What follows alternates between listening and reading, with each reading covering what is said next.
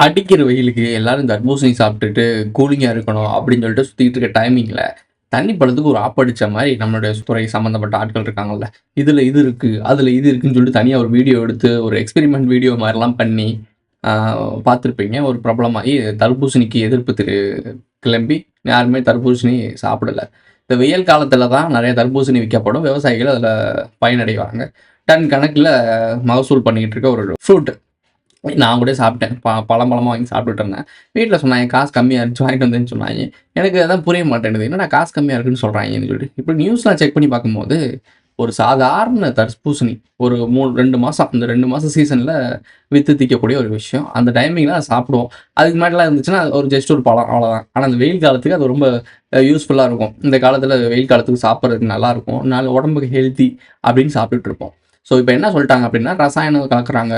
Bro அப்போ ரசாயனம் கலக்காமயா இருக்காங்க. அதெல்லாம் பண்ணத்தானே செய்றாங்க அப்டின்னா, எல்லாத்துலயும் கலக்க தான் செய்றாங்க. மாம்பழம், மாங்கா எல்லாத்துலயும் கலக்க தான் செய்றாங்க. ஒரு சில ஆட்கள் கல்லு வச்சு பழுக்கிறது, இந்த மாரி வேலைகள்லாம் பார்த்துக்கிட்டு தான் இருக்காங்க. அது கணிசமான ஆட்கள் தான். ஒரு குறைவான ஆட்கள்னு வச்சுக்கோங்களேன். மேஜரான விவசாயிகளுக்கு இது என்னன்னே தெரியாது. விவசாயம் பண்ணுவாங்க. அப்படி பார்த்தீங்க அப்டின்னா, விவசாயம் பண்ணுவாங்க. அத கொண்டு வந்து கொள்முதல் பண்ணுவாங்க. வியாபாரிட்ட குடுப்பாங்க. வியாபாரி வித்துருவாங்க. ஸோ இவ்வளோ தான் நடக்கும். ஆனா, நீங்க இப்படி இவ்வளோ பாய்சன் ஆயிரும், அது ஆயிரும், கெமிக்கல், கேன்சர் வருது அப்படின்னு பயமுறுத்துனீங்க அப்டின்னா, அந்த பூச்சிக்கொல்லி மருந்து, அப்புறம் உரம் போடுறீங்கல்ல யூரியா, இந்த உரங்கள்லாம் நான் பல கெமிக்கல்ஸ் தானே கலக்கப்படுது. என்ன அப்படி ஆர்கானிக்கா மாட்டு சாணி, கழுத சாணி, பன்னி சாணியா கலக்குறீங்க? கிடையாதுல்ல. அது மனுஷ கழிவு இதெல்லாம் சேர்த்து பண்ணா ஓகே ஆர்கானிக். அதுவா பண்றாங்க.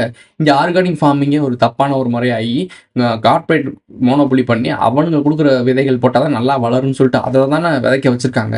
என்னைக்காவது இந்த கார்ப்பரேட் முதலாளிக உருவாக்குன இந்த விதை, எந்த ஒரு பூச்சிக்கொல்லி மருந்து இதெல்லாம் ரொம்ப கெமிக்கலா இருக்கு.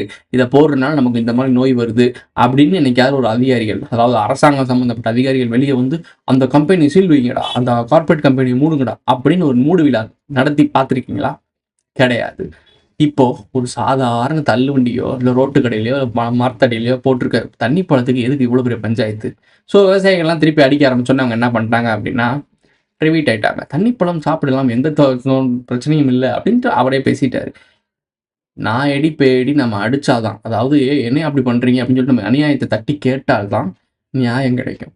இல்லைன்னு வச்சுக்கோங்க, தண்ணி பழத்துக்கு சமாதி தான் கட்டுவாங்க. ஓகே. இன்னைக்கான வீடியோ உங்களுக்கு என்னன்னு தெரிஞ்சிருக்கும். வாங்க வீடியோக்குள்ள போலாம்.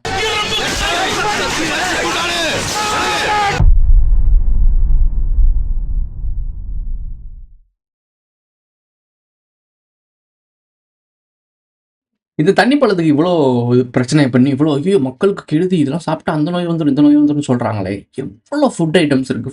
ஃபாஸ்ட் ஃபுட்டா இருக்கட்டும், சிக்கன் எதனா சொல்றது போன்லெஸ் சிக்கன், அந்த சிக்கன், இந்த சிக்கன் சொல்லிட்டு புது புது வெரைட்டீஸ் கொண்டு வரோம்ன்னு சொல்லிட்டு KFC, ஆ மெக்டொனால்ட்ஸ் அப்புறம் என்ன சொல்றது, நெறைய இருக்கு. இந்த மாரி ஃபாஸ்ட் ஃபுட் ரெடி பண்ணக்கூடிய பல கம்பெனிஸ், கார்ப்பரேட் கம்பெனிஸ் இருக்கு.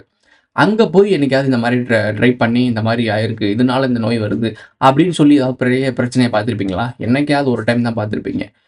மாங்காய் சீசன் வந்தாலும் சரி, தேங்காய் சீசன் வந்தாலும் சரி, ப ச இந்த விவசாயிகள் சம்மந்தப்பட்ட விஷயங்கள் நடக்கும்போது மட்டும், என்னமோ விவசாயிகள் வந்து பல கோடி டர்ன் ஓவர் பண்ற மாரியும், அந்த ஒரு தர்பூசணிய வித்து அவங்க பல பில்லியன் சம்பாரிச்ச மாரியும், இந்த மாரி அவங்கள வந்து ஒரு மாரி இது பண்றது ரொம்ப தப்பான ஒரு விஷயம். நீங்க இப்ப இத பார்த்துக்கிட்டு தான் இருக்கீங்கன்னு நெனைக்கிறேன் எனக்கு தெரிஞ்சு.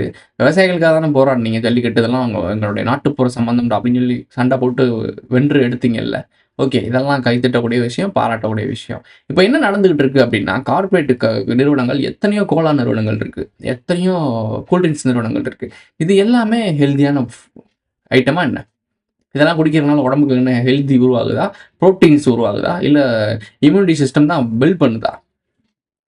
மக்கள் நோயாளி ஆகுறது தானே ஜாஸ்தியா இருக்கு. இந்த மாரி கூல் ட்ரிங்க்ஸ் ஐட்டம், இந்த மாரி ஒரு கலர்கள், அதுல வண்ண சாயம்லாம் பூசலையா? அதுல கெமிக்கல் எதுவும் இல்லையா? அது மூலியமா கேன்சர் வரலையா? தண்ணி பழத்துல தான் வந்திருக்கு உங்களுக்கு. அப்ப இங்க என்ன அஜெண்டா நடந்துகிட்டு இருக்குன்னு உங்களுக்கு நல்லா தெரியுதா? இப்ப இந்த சன் தொலைக்காட்சி எடுத்துக்கிட்டோம் அப்படின்னா, அடிக்கடி ஒரு உணவு பாதுகாப்பு அதிகாரி ஒருத்தர் வரார். நீங்க பார்த்திருக்கீங்களா? இப்ப இந்தியா 1950ல 1947ல சுதந்திரம் பெறுது. அப்ப இத்தனை வருடங்களாக தமிழ்நாட்டுல உணவு பாதுகாப்பு அதிகாரிகள் இருந்திருப்பாங்க. ஆனா, எந்த ஒரு உணவு பாதுகாப்பு அதிகாரி இப்ப சமீப காலமாக ஒரு உணவு பாதுகாப்பு துறை அதிகாரி வேலை செய்யற மாதிரி செய்யலையா? செஞ்சிருப்பாங்க. ஆனா இந்த உணவு பாதுகாப்பு துறை அதிகாரி எங்க போனாலும் இவரை சுத்தியே காணொளிகள் வருது. இவரை பற்றி இவர் என்னென்ன வேலை செய்யறாருலாம் வருது. உங்களுக்கு யாருன்னு தெரியுதா? ஏன்டா இந்த உணவு பாதுகாப்பு அதிகாரி மட்டும் அதிகமா வராரு அப்படின்னு நீங்க என்னைக்காச்சும் யோசிச்சிருக்கீங்களா, சிந்திச்சிருக்கீங்களா? ஏன் தெரியுங்களா? ஏன்னா இவர் கருணாநிதியின் உறவினர். அதனாலதான் நீங்க நல்லா ஒண்ணு புரிஞ்சுக்கணும். சின்ன திரையிலயோ பெரிய திரையிலயோ அடிக்கடி ஒருத்தன் முகத்தை கொண்டு வந்து நம்ம முன்னாடி நிறுத்தினாங்கன்னா அது திராவிடம் பின்னாடி இருக்கு தமிழ்நாட்டுல அப்படின்றத நீங்க புரிஞ்சுக்கணும். புள்ளி சுழிய 2.5 20,000 பேர் இருக்காங்க தமிழ்நாட்டுல ஐயா கருணாநிதியின் சமூகத்தை சேர்ந்தவர்கள். அவர்கள் எப்படி இங்க தமிழ்நாட்டில் தமிழர்கள் முன்பு நிறுத்தப்படுகிறாங்க? இப்படித்தான். அப்ப கருணாநிதியின் உறவினர் அப்படின்ற ஒரே ஒரு காரணமாக தான் இந்த உணவு பாதுகாப்புத்துறை அதிகாரியை சன் டிவியில கொண்டு வந்து இவ்வளவு இதுவா போடுறாங்க, எல்லா ஊடகங்களையும் போடுறாங்க. இதுதான் விஜயநகர ஃபார்முலா. அப்ப மக்கள் மனதுல மூளையில கொண்டு போய் திணிப்பானுங்க அந்த முகத்தை. இவருதான் இவருதான் இவருதான் இவருதான் அப்படின்ட்டு. நம்மளுக்கு தெரியாது, இப்ப தெரியுது இது ஏதோ ஒரு பின்புலம் இருக்கின்றது அப்படின்ட்டு. உங்களுக்கு புரியுதாப்ப? ஏன் அதை நீங்க கவனிக்கவே மாட்டீங்க? ஓகே, இந்த நபரை பத்தி இந்த வீடியோல பார்த்திருப்பீங்க. அவர் யாரோட பின்புலம் எல்லாமே உங்களுக்கு தெரிஞ்சிருக்கும். ஓகே, இந்த தமிழ்நாட்டுக்கு தமிழ் மக்களுக்காக போராடக்கூடிய ஒரு குரூப் தானே அவங்க. ஸோ அதனால போராடுறாங்க.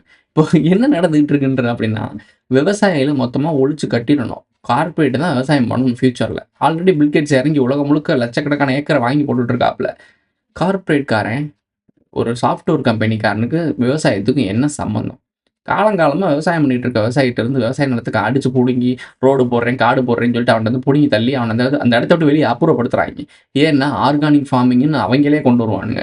நீங்க விவசாயிகிட்ட அந்த ஆர்கானிக் ஃபார்மிங் குடுத்தீங்கன்னா, இத கார்ப்பரேட்டோட அவங்க சூப்பரா பண்ணிட்டு போயிருவாங்க. ஏன்னா, காலங்காலமா அவங்க ஆர்கானிக்கா தான் இருந்தாங்க.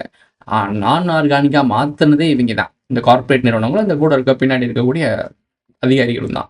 அவங்களுக்கு கையூட்டு வாங்கிட்டு, இங்கிட்டு பெட்டிய மாத்திக்கிட்டு, அவங்க செய்ய வேண்டிய வேலையெல்லாம் செஞ்சு குடுத்து கையெழுத்து போட்டு இந்த கச்சத்தீவு கையெழுத்து போட்டு குடுத்தாங்கல்ல, அந்த மாரி பண்ணிட்டு இருந்தாங்க. இந்த ஆட்கள நம்பி தான் நீங்க திருப்பி திருப்பி 50 வருஷமா ஓட்டு போட்டுட்டே இருக்கீங்க. உங்களுக்கு என்னாதான்டா விழிப்புணர்வு குடுக்கணும்? இதுக்கு மேல உங்களுக்கு என்ன தெரியணும்? எல்லாம் உங்க கண்ணு முன்னாடி தான் ஏமாத்திட்டு இருக்கானுங்க. உங்க கண்ணு முன்னாடி தான் திருப்பி எலக்ஷன் வந்து ஜெயிக்கிறானுங்க. எதுவுமே சிந்திக்காம ஓடிட்டு இருக்கீங்க. சரி, ஓகே, விஷயத்துக்கு போலாம். மக்களுக்காக ஓடி ஓடி உழைக்கக்கூடிய எம்எல்ஏக்களுக்கு கார் வேணும்னு சொல்றாங்க. அதாவது கார் குடுக்கணும், பெட்ரோல் அலவன்ஸ் குடுக்கணும், இந்த மாரி எல்லாமே குடுக்கணும்னு சொல்றாங்க. ஆமா, குடுக்கணும்ல. மக்களுக்காக உழைக்கக்கூடிய ஆட்கள் இவங்கலாம். எவ்வளோ உழைக்கிறாங்கன்னு உங்களுக்கே தெரியும். மக்களுடைய வறுமைய போக்குறதுக்காகவே வந்து வறுமைன்ற பேரே இருக்கக்கூடாதுன்றதுக்காக விவசாயம் வறுமையில இருக்க ஆட்களெல்லாம் முடிச்சுட்டா வறுமை போயிரும்ல அப்படின்னு இருக்கக்கூடிய ஆட்கள் இவங்க. இப்போ ஒருத்தவங்க வறுமையில இருக்காங்கன்னு அவங்க வந்து கேள்வி கேட்கறதுனால தானே, ஐயா நாங்க வறுமையில இருக்கோம், ஏன் எங்களுக்கு குடுங்கன்னு சொல்லணும். இப்படி கேட்கறக்கு ஆள் இருந்தா தானே அந்த வறுமையில இருக்கக்கூடிய அந்த வறுமை கோடுன்னு சொல்றாங்க. அந்த கோடையை அழிச்சிருவோன்னு முடிவு பண்ணிட்டாங்க. ஸோ அதனால தான் இவங்க ஏழையா மாறிட்டாங்க. எங்களுக்கு காசு குடுங்க ஐயா, நாங்க கார்ல போகணும்யா. இது உங்களுக்கு இது ஒரு கேலி கூத்தா தெரியலையா? எம்எல்ஏ காரு கேட்டு கவர்மெண்ட் அந்த அரசாங்கத்த கேட்கிறாராம். அவங்ககிட்ட இல்லாத சொத்து பத்தா? அவங்க அடிக்காத பணமா? ப்ரோ என்ன ப்ரோ புத்தாம் பொதுவா அப்படி சொல்ற அப்படின்னா, நான் காமனா கேட்கிறேன். ஜெனரல் ஆடியனா யோசி. உன் வீட்ல கேளு, உங்க அம்மாட்ட கேளு, உங்க சித்தப்பாட்ட கேளு, உங்க சொந்தக்காரங்கட்ட கேளு. ஏதோ ஒரு அரசியல்வாதி, எம்எல்ஏவோ, எம்பியோ, இல்ல முதலமைச்சரோ, இல்ல கவுன்சிலரோ, இல்ல வட்டச்செயலாளரோ, இவங்க யாருமே நியாயமா அ க அதாவது கமிஷன் எடுக்காம மக்களுக்கு சேவை செஞ்சாங்க அப்படின்னு நீ பார்த்திருக்கியா? அப்படின்னு அப்படி இருக்காங்க அப்படின்னா கமெண்ட்ல சொல்லிட்டு போங்க. அப்படி புண்ணியஸ்தன் யார்றான்னு, எந்த ஊர்ரா, எந்த ஏரியாடான்னு நான் தெரிஞ்சுக்கிறேன். ஸோ உங்களுக்கே தெரியும். எல்லாருக்குமே தெரியும். பேச மாட்றீங்க அவ்வளோதான். நீங்க எல்லாருமே பேச ஆரம்பிச்சீங்க அப்படின்னா, அந்த தண்ணி பழம் கேஸ் ஆச்சுல்ல, அந்த மாரி தான். மக்கள்லாம் எதிர்ப்பு கிளம்புனோனே, இல்ல தாராளமா சாப்பிடலாம்னு வந்து சொல்றாங்கல்ல, அந்த மாரி தான். திரும்பியும் கேட்கிறேன், இந்த கோலா நிறுவனங்கள் கலர்ஃபுல்லா பிராண்டஸ் எல்லாம் கிரியேட் பண்றாங்கல்ல, அதுல கெமிக்கல் தாங்க அதிகமா இருக்கும். ஆப்பிள் ஜூஸ்ன்னு சொல்லுவாங்க, மாதுளை ஜூஸ்ன்னு சொல்லுவாய்ங்க. ஆனா அதுல இன்கிரீடியன்ட் தான் இருக்குமே தவிர, அந்த ஆப்பிள் ஜூஸ புழிஞ்சுலாம் அதுல ஜூஸ் போட மாட்டாங்க. ஸோ அது அப்படி போட்டிருந்தாங்கன்னா கெட்டு போயிரும் கொஞ்ச நாளுக்கு அப்புறம். அது கெட்டு போகக்கூடாதுன்றதுக்காக பல கெமிக்கல்ஸ் சேர்க்கப்பட்டு, அது நிற மாற்றம் பண்ணப்பட்டு, அது ரொம்ப நாள் இருக்கணும், மக்கள் சாப்பிடணும். இது மாரி ஏகப்பட்ட வேலைகள் பண்ணி உங்ககிட்ட வந்து குடுக்கக்கூடிய கலர்ஸ்க்கு யாருமே எதிர்ப்பு தெரிவிக்கல. யாருமே வந்து உணவு அதிகாரிகள் போய் டெஸ்ட் பண்ணதில்ல. 2 மாசம் சீசன்ல விவசாயி வாழ்ந்துட்டு போற விஷயத்துல உள்ள புகுந்து அத வெட்டி எக்ஸ்பெரிமென்ட் பண்ணி இப்படிதான் ஊசி குத்துறாய்ன்னு மக்கள பீதிய கிளப்பி விட்டு, அத திங்க விடாம ஆக்கி அது ஒண்ணுத்துக்கும் உதவாம போய் விவசாயத்துக்கு அந்த காசு போய் சேர விடாம பண்ணிட்டாய்ங்க. ரூ. 10 விக்கக்கூடிய தர்பூசணி ரூ. 2 கொண்டு போயிட்டாய்ங்க. அவங்க எப்படிங்க அடுத்து வாழ்வாங்க? சரி, விவசாயத்த ஃபுல்லா அழிச்சுட்டு என்னதான்டா பண்ண பிளான் பண்றீங்க? நீங்கலாம் காசெல்லாம் வச்சிருக்கீங்க. எலைட் பீப்பிளா இருக்கீங்க. பல கோடிய கொள்ளையடிச்சிட்டீங்க. உங்களுக்கு வந்து நீங்க எக்ஸ்பென்சிவா வேற நாட்டுலருந்து வேற ஸ்டேட்லருந்து வாங்கிக்குவீங்க. அன்றாடங்காட்சி என்ன பண்ணுவாய்ங்க? எனக்கு உண்மையிலே புரியல. பாவம் புண்ணியம்னு ஒண்ணு இருக்கறதே மறந்துட்டீங்களா? இல்ல மனுஷங்களா மதிக்கிறது இல்லையா? என்ன இவ்ளோ கேவலமா இறங்கிட்டீங்க? ஆம், மீண்டும் சொல்கிறோம், இங்கே நடக்கிறது, தமிழகத்தில் நடப்பது மன்னராட்சிதான் என்று நான் அடித்து சொல்கிறேன். ஜோசப் விஜய் அவர்களே. I'm a Telugu guy, I'm a Naidu guy, but mother tongue Telugu? yes, mother tongue Telugu. Okay. So in my blood, I know Telugu, but in my tongue, not Telugu. not support with me. That's a problem. திமுகவுக்கு எதிர்ப்பு கிளம்பிடுச்சு, திமுகவுக்கு அகைன்ஸ்டாக அவர் செயல்படுறாங்கன்னா அங்கே தலைவர் இருப்பாங்கல்ல, அவங்களும் முக்கியமான ஆட்களாக இருப்பாங்க. அவங்க வாயே திறக்க மாட்டாங்க, அவங்க புனிதர்கள் மாதிரி இருப்பாங்க. அவங்களாம் வந்து பெரிய ஆட்கள், நாங்களாம் பெரிய ஆட்கள், நாங்களாம் இந்த சில்லறை பயிர்கள்லாம் பதில் சொல்ல மாட்டோம் அப்படின்னு இருப்பாங்க. இந்த சில்லறைகள்லாம் வளர்த்து விட்ருப்பானுங்க, ஏகப்பட்ட சில்லறைகளை வளர்த்து விட்ருப்பானுங்க. அந்த சில்லறைகள்லாம் பேசுவாங்க. இப்போ கூட ஒருத்தர் பேசிகிட்டு இருக்காரு, பார்த்துருப்பீங்க. இந்த நபர் யார் அப்படின்னா அந்த குரூப் தான். திமுகவுக்கு யாரெல்லாம் சொம்பு விட்டுட்டு முட்டிட்டு வராங்களோ, ஒன்று அவங்களுடைய சமூகமாக இருக்கணும், இல்லை அவங்கள்ட்ட சமூகம் சார்ந்து கை விட்டு வாங்கிட்டு இருக்கணும். ஸோ இந்த 2 விஷயம் தான் இருக்கும், வேறு ஒன்றுமே இல்லை. திமுகவுக்கு சம்படிக்கணும் அப்படின்னா கொள்கையும் கிடையாது, ஒரு இதுவும் கிடையாது. அதில் ஆதாயம் இருக்கா, அவ்வளோதான். ஒன்று அவன் நம்மளாக இருக்கணும், இல்லை அதில் ஆதாயம் அடையணும். இந்த 2 ஆப்ஷன் தான் திமுகவுக்கு. ஸோ அவங்க நல்லாவே தேடி பாருங்க, எல்லாருக்குமே தெரிஞ்ச விஷயம் தான். இப்படி பேசியிருக்காரு ஜோசப் விஜய் அப்படிலாம் பேசியிருக்காரு. இப்போ விஜய் நம்ம எதிர்க்கிறதுக்கான காரணம் வந்து பொலிட்டிக்கலை வந்து யூஸ் பண்ணிக்கிட்டு இந்த மக்களை எல்லாருமே ஏமாத்துறாங்க, நம்மளும் ஏமாற்றி பொழைக்கணும் அப்படின்னு தான் வராரு. அதுதான் அஜெண்டாவில் இருக்குது. அவரையும் இறக்கி விடுவோன்றக்காக, தமிழ் தேசியத்தை மட்டுப்படுத்துறதுக்காக, தமிழ் தேசியமும் திராவிடமும் 2 கண்ணுன்னு சொல்லி ஒரு குழப்பத்தை உருவாக்குறது தான் இவரை கொண்டு வந்திருக்காங்க. எல்லாமே கரெக்டு. ஆனால் ஒருத்தரோட பேரை வச்சு அவர் இந்த அடையாளம் அந்த அடையாளம்னு சொல்லி ஒரு இது பண்ணுறது, இதுதான் நான் பிஜேபி பண்ணுது. இவன் வந்து கிறிஸ்டின், முஸ்லீம், ஹிந்துன்னு சொல்லி அதை தானே நீங்களும் பண்ணுறீங்க. ஆனால் நீங்கள் வந்து இந்த பாசிசத்தை எதிர்ப்பீங்க. ஐயோ பிஜேபி உள்ள வந்துடும். பிஜேபி எதுக்குங்க உள்ளே வரணும்? பிஜேபி நீங்கள் தானேங்க, அதுக்கு பிஜேபி உள்ளே வரணும். பிஜேபியோட ஃபஸ்ட்டு எம்எல்ஏ உருவாக்குனது யார்? நீங்கள் தானே உருவாக்கி விட்டீங்க, உங்கள் கூட்டணியில் தானே ஜெயிக்க வச்சிங்க. வரலாறை மறந்துடாதீங்க. இந்த திமுக வரலாறுன்னு சொல்லிட்டு நாங்களாம் 12 கால வரலாறு, அந்த 12 மேலே வரலாறு பாருங்களேன். சி கருமம் என்னடா இப்படி இருக்குது அப்படின்ற மாதிரி இருக்கும். நீங்கள் இதை பார்க்க மாட்டீங்கன்ற தைரியத்தில் அவங்க எல்லாமே பண்ணிகிட்டு இருக்காங்க. கொஞ்சம் தயவு செய்து இன்டர்நெட்டில் எல்லாமே இருக்குது, கொஞ்சம் ரிவர்ஸில் போய் படித்து பாருங்கள். ஃப்யூச்சரில் அழிச்சிருவானுங்க எல்லாத்தையும். சீக்கிரமே படித்து ஆவணப்படுத்தி வச்சுக்கோங்க. எல்லாம் எவிடன்ஸ்லாம் மொத்தமாக அழிச்சிட்டு புனிதராக்கி விட்டு போயிடுவாங்க, கடவுளாக கூட ஆக்க வாய்ப்பு இருக்குது. ஏன்னா தமிழ்நாட்டில் இருக்கக்கூடிய தமிழ் தேசிய எழுச்சிங்கிறது தமிழ்நாட்டுக்கு மட்டுமானது கிடையாது, வெளிநாடுகளில் இருக்கக்கூடிய மாணவர்களுக்கும் அது போய் சேர்ந்துருக்கு. அப்போ அந்த கல்லூரிகளில் வந்து படிக்கக்கூடிய மாணவர்கள்லாம் அதை கவனித்து அவங்களுக்கு சொல்கிறாங்க, என்னங்க உங்கள் அமைப்பில் இவங்க எல்லாமே வந்துட்டு வேற்றுமொழியினராக இருக்காங்கன்றப்போ அந்த அமைப்பில் இருக்கவங்களுக்கு ஆச்சரியமாக இருக்குது. அப்புறம் தான் அவங்க யோசிக்கிறாங்க, 40 ஆண்டுகளாக ஒரு அமைப்பு இருக்குன்னா 39 ஆண்டுகள் வந்து மாற்றுமொழியினர் மட்டுமே தலைவர்களாக வர்றாங்க. எப்படின்னா அவங்களுக்குள்ள ஒரு ஏற்பாடு, நீ தான் வந்து இங்கே தலைவராக இருக்கணும், நான் இங்கே தலைவராக இருக்கணும், நான் உன்னை எதிர்த்து பேசுகிறேன், நீ என்னை எதிர்த்து பேசு, இப்படி ஒரு நிலை இருந்தது. இப்போ புரியுதா அரசியல் எப்படி செயல்படுதுன்னு? 2 ஒரே குரூப் தான். மாறுபடம் போட்டுக்கும், நானும் தமிழை நீனும் தமிழை, நீ குட்டி தமிழை நான் பெரிய தமிழை, நான் ஆதி தமிழை நீ மீதி தமிழை அப்படின்னு சொல்லி சண்டை போட்டுட்டு இருப்பாங்க. வெறியுண்ட வேங்கையா பேசிக்கிட்டு இருப்பாங்க. தமிழ்டா, தமிழ் புலமைடா, ராஜராஜ சோழன், ராஜேந்திர சோழன் எல்லாம் கத்தி இருப்பாங்க. உள்ள போய் செக் பண்ணி பார்த்தா தெலுங்குல பேசிட்டு இருப்பாங்க, இல்லை கன்னடத்தில் பேசிக்கிட்டு இருப்பாங்க. யாரா நீங்கெல்லாம்? நான் திரும்பவும் சொல்கிறேன், விஜயநகர பேரரசோட ஆட்சி எங்கேயுமே அழிஞ்சு போகலை, இங்கே தான் நடந்துகிட்டு இருக்கு. நீங்கள் நினச்சிட்டு இருக்கீங்க மன்னராட்சிலாம் முடிஞ்சு போச்சு, மக்களாட்சி உருவாயிருச்சுன்னு.